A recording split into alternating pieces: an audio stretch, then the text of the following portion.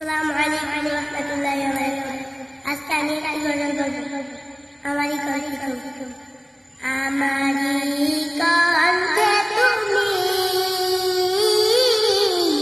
তোমারই বাণী